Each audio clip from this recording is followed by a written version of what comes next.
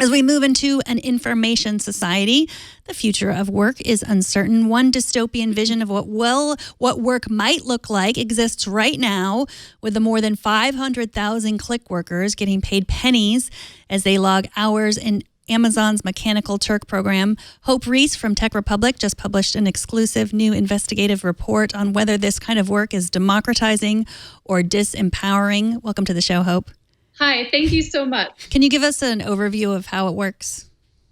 Yeah, I'd love to. So Amazon Mechanical Turk has been around since 2005. It is one of a handful of crowd work platforms. Other big ones include Crowdflower. And it allows anyone who wants to request a certain kind of work to be done, anyone from an academic researcher to somebody who wants to get a transcription job done, to a larger company that might want to have data labeled. They can outsource this work to, there have been over 500,000 Turkers across the globe over the last 10 years, and they can choose to take one of these small tasks, and then they get paid pennies per task to complete the work. So what's a demographic? What are the demographics of Turkers? They're predominantly in the U.S., which might be a surprise to many people. I think over 75% are in the U.S. The other big portion are in India. And then there are a lot in Canada as well. And then I can't remember the exact number. And then maybe 10% are distributed across the rest of the world. And they're mostly female? Mostly female, but it's not a big difference in the gender gap there. Yeah, actually in the U.S., I'm not quite sure, but there's a great Pew Research study that shows the breakdown and all that. But what is interesting, I think, is so many of them are in America too, because we think of sometimes this kind of work, these like kind of online sweatshops, is happening elsewhere, but a lot of them are happening right here. So I know you talk to a lot of Turkers. Tell us a little bit about their job, not exactly what they do, but just just the nature of what it's like to have these piecemeal jobs. Yeah, it's really interesting because when I first kind of started learning about Amazon Mechanical Turk as one of these quote unquote blue collar jobs of the digital age, I was wondering kind of what are people really doing on these platforms? And people use them for all different reasons. There's some people who do it for fun, some people who do it for extra money, some people who are really relying on it for full-time income. A lot of the people I talked to had relied on it for full-time income at one point. And they really spent a lot of their day kind of, hovering around the computer, waiting for these little dings that would alert them to when a task would come up. And really, whether or not they made money that day was dependent on whether they could quickly run and accept the task as soon as it was posted. When a task is posted, you get an opportunity to decide if you want to take it or not. Some of the tasks that I heard about, a lot of them are very monotonous, and they involve labeling data. So looking at an image and saying, is there a cat or a dog in this picture? Some of them are research studies, and some of them are, really graphic as well. In March, I talked to two different women who had both been, who'd both seen a task that was asking to label, how many beheadings there were in a certain video. I also spoke to people who had to label, pornography scenes. And, you can choose to accept the task or not.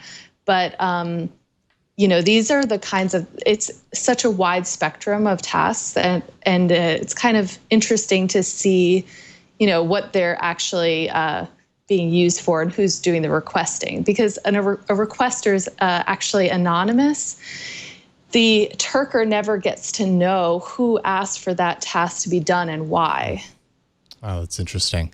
Yeah. I had heard of Amazon Turk quite a few times, but your piece was fascinating. It was really eye-opening as far as kind of the economics behind it. The question that I had is, I mean, obviously the pay scale on this is incredibly low. You know, some of the numbers that you throw around, like I was astonished to see how you could spend all that time, especially all that time being distracted. Like I know when I worked in the restaurant industry and there was, you know, it'd be like, well, you might work today, you might not. So just be on standby.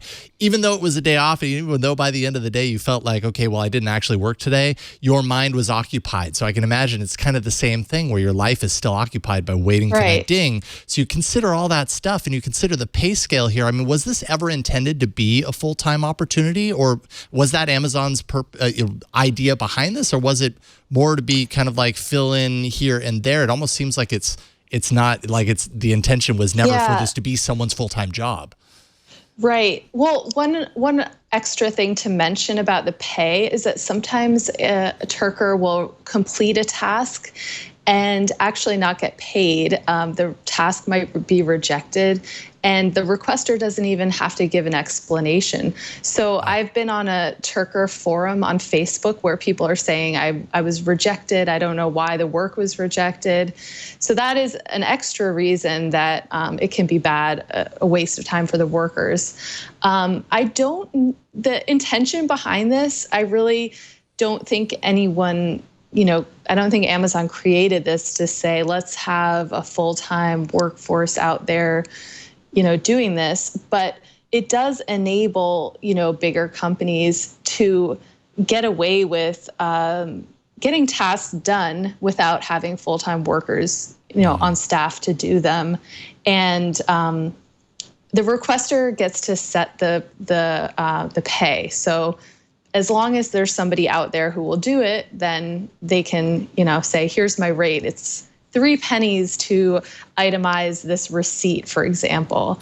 That's the pay that I talked to somebody about, who did that, listing all the items on a receipt so they can sell it to a company so they can use it for marketing. There are all kinds of tasks on this, but I don't really think the intention was for it to be full-time work. But, there are a lot of people who are desperate or who do really need the money and might, not fit into mainstream jobs and somehow have ended up on this digital platform. Right. So you say that more than half of these Turkers get paid less than minimum wage. How is that legal? Well, actually, 52% make less than $5 an hour, according to the Pew Research. I don't really know the complete legal aspects, but this is contract work. I don't know how they can, I think the minimum wage just doesn't apply in this sense. And I don't know if, I know that, say, for academic research, Turkers are actually paid better because there are standards for how much you can pay, people who take part in your studies. But in terms of an actual minimum wage, that just doesn't happen. Yeah, I mean, we talked about how much academic research really gets done. I mean, years and years that would not otherwise get done without Amazon Turks.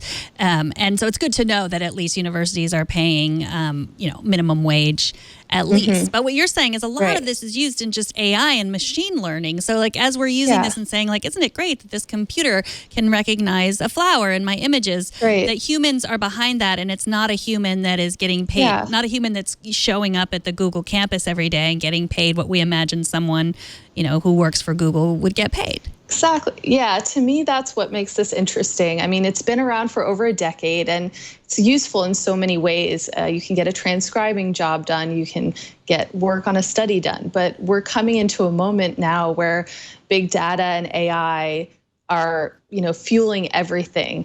And I don't think people understand how the underpinnings of AI. So basically, machine learning, which is a subset of AI, relies on a lot of this data. Like I was talking about tagging images. Is this a cat? Is this a dog? And it feeds it into a system that can teach itself to learn. This is how, image recognition, facial recognition, voice recognition, all these systems learn through machine learning.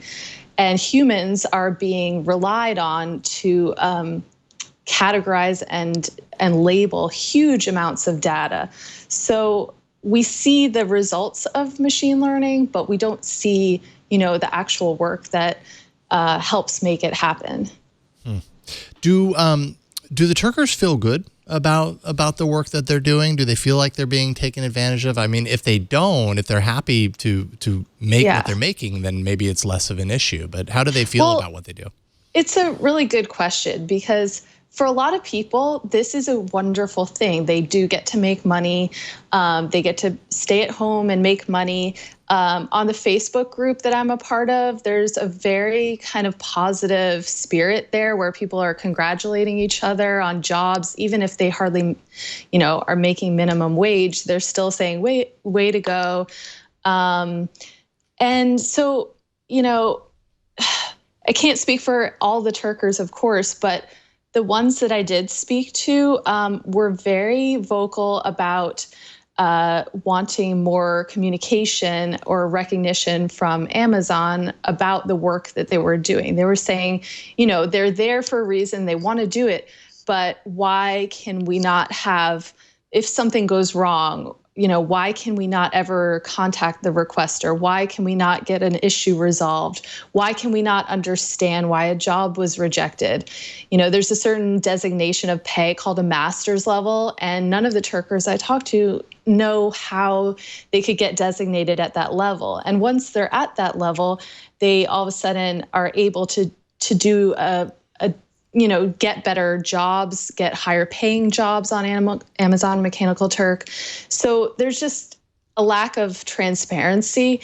And that was a big thing. So a lot of these groups have kind of come around and organized, all